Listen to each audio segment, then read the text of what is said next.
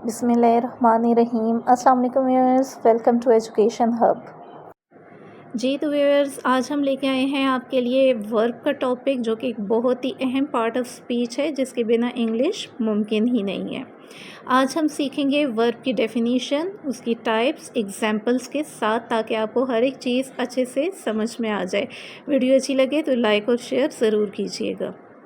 तो सबसे पहले हम आ जाते हैं वर्ब की डेफिनीशन पे। तो a verb is a word which shows an action और अ स्टेट।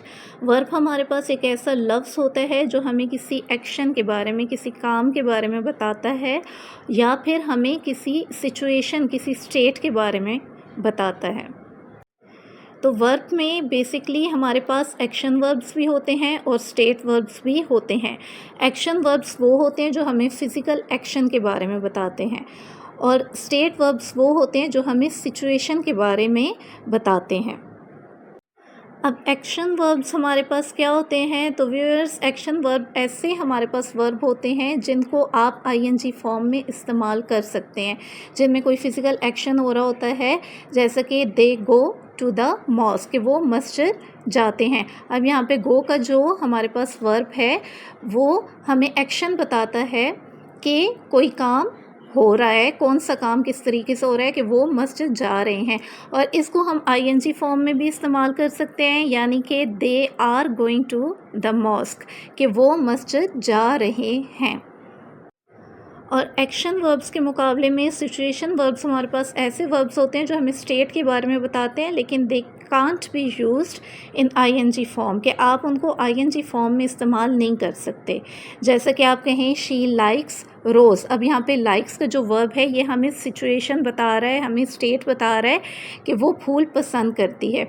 अब यहाँ पे आप इसको अगर आईएनजी फॉर्म में इस्तेमाल करें कि शी इज़ लाइकिंग रोज़, तो ये इनकरेक्ट होगा, क्योंकि यहाँ पे कोई एक्शन नहीं हो रहा है। जो हमारे पास एक्शन वर्ब्स होते हैं, सिर्फ उनको हम जो है वो आईएनजी फॉर्म में इस्तेमाल कर सकते हैं। सिचुएशन वर्ब्स कभी भी आईएनजी फॉर्म में इस्तेमाल नहीं होते, और ये जस्ट हमें स्टेट के बारे में बताते हैं, हमें कोई फ़िज़िकल एक्शन नहीं बताते।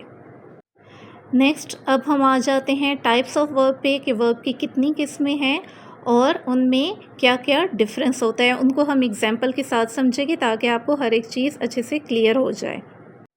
जी तो सबसे पहले हम आ जाते हैं हेल्पिंग वर्ब्स पे, जो कि टोटल तादाद में 16 होते हैं, और इनको हम मॉडल ऑक्सिलरीज भी कहते हैं। और इनको हेल्पिंग वर्ब इसलिए कहा जाता है क्योंकि ये मेन वर्ब को हेल्प करते हैं। बाज़ दफ़ा ऐसा होता है कि मेन वर्ब जो है, उसको किसी हेल्पिंग वर्ब की ज़रूरत नहीं होती, वो खुद ही बिना हेल्पिंग वर्ब के ही जुमला कंप्लीट हो जाता है। लेकिन बाज़ जगह पे हेल्पिंग वर्ब्स बहुत ज़्यादा ज़रूरी होते हैं। जैसा कि अगर आप कहते हैं कि ही राइट्स, तो ये जुमला बिना हेल्पिंग वर्ब के मेन वर्ब के साथ ही कंप्लीट है। लेकिन अगर आप इसी जुमले की नेगेटिव या इंट्रोगेटिव बनाते हैं, तो उसके लिए आपको हेल्पिंग वर्ब लाजमी इस्तेमाल करना होगा। कि अगर आप नेगेटिव बनाएंगे तो आप फिर कहेंगे ही डज़ नॉट राइट, और इसी तरह अगर आप इंट्रोगेटिव बनाएंगे तो आप फिर कहेंगे डज़ ही राइट। तो हेल्पिंग वर्ब जो हैं वो नेगेटिव और इंट्रोगेटिव बनाने के लिए बहुत ज़रूरी होते हैं। इसके अलावा इनका अपना कोई मीनिंग नहीं होता। बेसिकली हमारे पास 16 हेल्पिंग वर्ब्स होते हैं, जिनमें से 3 जो हैं वो प्राइमरी होते हैं, जो कि हमारे पास बी, डू और हैव के हेल्पिंग वर्ब्स हैं। इसी तरह 10 जो हैं वो हमारे पास मॉडल्स होते हैं, जैसे can, could, will, would, shall, should, may, might, must और टू। और 3 हमारे पास सेमी मॉडल्स होते हैं, जैसे कि नीड, डेयर, यूज टू। तो ये हमारे पास 16 हेल्पिंग वर्ब्स हैं, जो कि हमारे पास इंग्लिश में बहुत ज़्यादा इस्तेमाल किए जाते हैं, मेन वर्ब्स को हेल्प आउट करते हैं, और इनका अपना कोई भी मीनिंग नहीं होता। नेक्स्ट, अब हम आ जाते हैं मेन वर्ब्स पे, जो कि थाउजेंड्स की तादाद में पाए जाते हैं। एग्ज़ाम्पल जो है वो आपको यहाँ पे एग्ज़ाम्पल के साथ मैं मेन वर्ब्स को क्लियर करती हूँ। मेन वर्ब्स जो हैं, बेसिकली पहले तो आपको ये पता होना चाहिए कि ये हमें शो एक्शन और स्टेट, के हमें कोई फ़िज़िकल एक्शन, कोई काम जो है वो बताते हैं, या किसी सिचुएशन के, किसी स्टेट के बारे में बताते हैं। और they have their own meaning, कि इनका अपना मतलब होता है। एग्ज़ाम्पल आप देख सकते हैं, जैसे कि right, play, walk, cry, etcetera. तो ये जो हमारे पास मेन वर्ब्स होते हैं, इनके अपने मानी होते हैं। अब हम आ जाते हैं ट्रांसिटिव और इनट्रांसिटिव वर्ब पे। तो ट्रांसिटिव वर्ब वो होते हैं दैट टेक डायरेक्ट ऑब्जेक्ट, कि इनके बाद ऑब्जेक्ट लाजमी होता है। जैसे कि अगर मैं बोलूँ कि आई लाइक, तो अब आई लाइक से कुछ समझ नहीं आ रहा कि मैं क्या पसंद करती हूँ, इसके बाद ऑब्जेक्ट लाजमी है।